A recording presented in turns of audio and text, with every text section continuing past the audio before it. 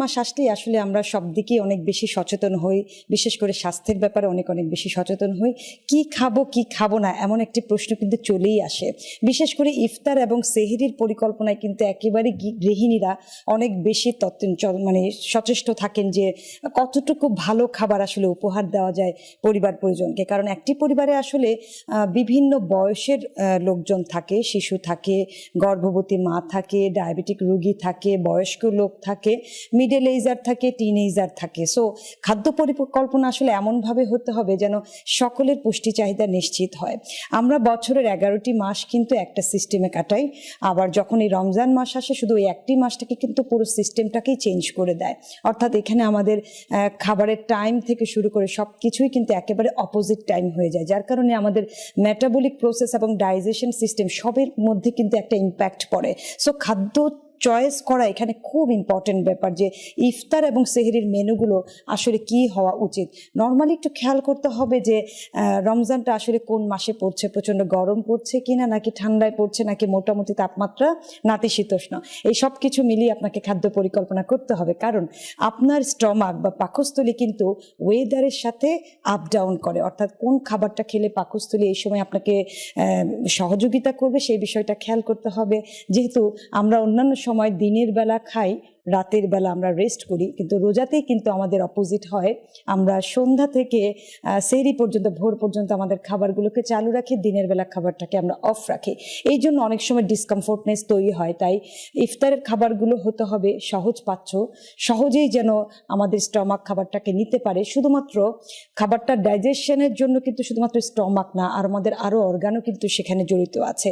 তাই প্রত্যেকটা অর্গানের সুস্থতা চিন্তা করে আমাদেরকে খাদ্য পরিকল্পনা করতে হবে।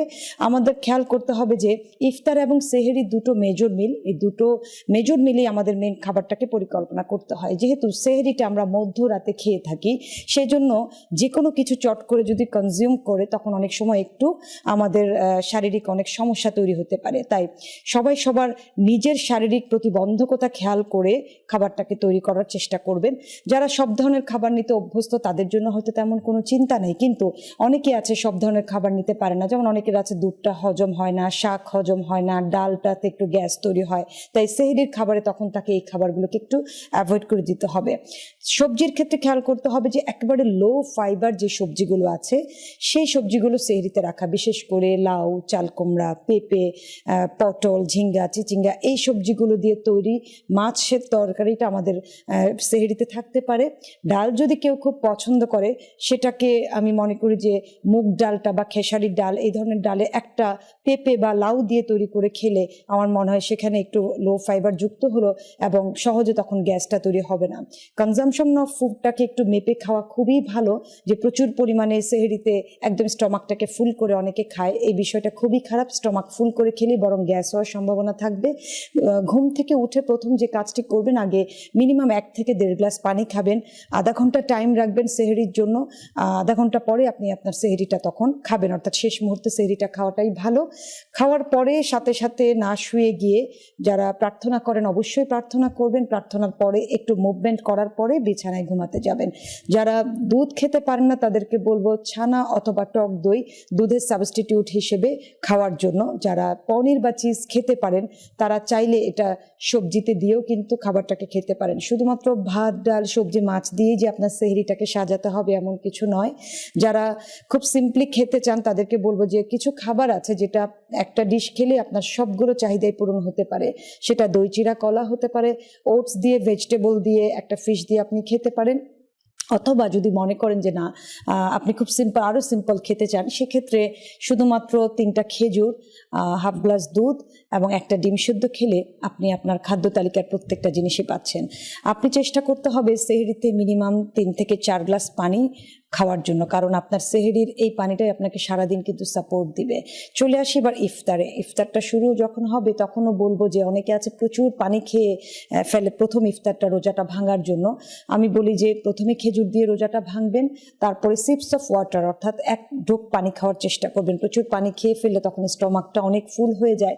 তারপরে যখন আপনি মেইন ডিশটা খাবেন তখন একটু খারাপ লাগে এবং সেক্ষেত্রে অনেক সময় খাবারটা ইনডাইজেশন হয়, আপনি ডিসকমফোর্ট ফিল করবেন।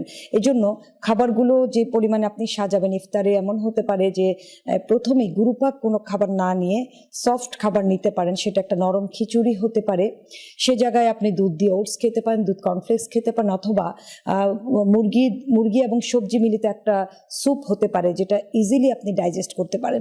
তারপরে যদি আপনাদের পছন্দের কোনো খাবার থাকে সেই খাবারটাকে আপনারা একটু ডিলে করেই কিন্তু খেতে পারেন। প্রত্যেকটা খাবার খুব দ্রুত কনজিউম না করাটাই ভালো। ইফতারের সময় খাবারগুলো খুব ভালো করে চিবিয়ে স্লোলি খাওয়া খুবই উত্তম। খাবার শেষ করে 1 থেকে 1.5 ঘন্টা পর থেকে পানি খাওয়া শুরু করবেন। এই পানিটাই কিন্তু আপনাকে সারা দিন হাইড্রেট রাখবে। সো ইফতার এবং সেহরির মেনুগুলোকে এমনভাবে সাজান যেটা আপনি ইজিলি ডাইজেস্ট করতে পারবেন। যারা খুব পছন্দ করেন যে খাবারটাতে আপনি মাংস, মাছ বা এই ধরনের জিনিস ইনক্লুড করতে, অনেকে মনে করেন যে রুটি হয়তো সেহরি বা ইফতারে খাওয়া যাবে না, তাদেরকে বলবো যেমন ব্রাউন আটার রুটি কিন্তু সেহরি ইফতারে খুবই উত্তম একটি খাবার, কারণ এতে ফাইবার থাকে, আয়রন থাকে, আদার্স অনেক মাল্টি মিনারেলস থাকে। সো রুটি, মাংস এবং সবজি একটা উত্তম খাবার হতে পারে সেহরি বা ইফতারে।